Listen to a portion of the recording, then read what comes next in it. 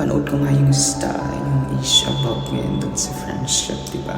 So, parang sakit. So, let them judge you. Yung mga taong hindi nakakaalam at hindi kilala kung sino ka. Kahit ngayon kilala ka, diba? Minsan ginajudge ka pa rin. So, let them misunderstand you.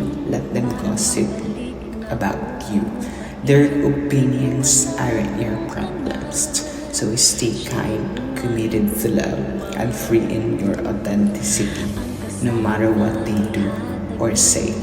Don't you doubt your worth, kumbaga, or the beauty of your truth, diba? Kilala mo yung sarili mo. Just keep shining like you always do, diba?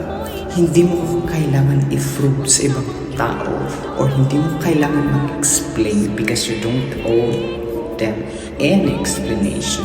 Hindi mo kailangan magpaawa or hindi mo kailangan magmakaawa sa mga tao na ganito, etong truth about society. No.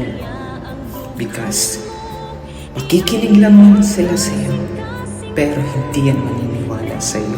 Bandang huli, alam mo kung anong dapat, kung sino ang paniniwalaan mo is yung sarili mo. Kasi alam mo sa sarili mo na wala kang ginawang masama at alam mo sa sarili mo na nagpakatotoo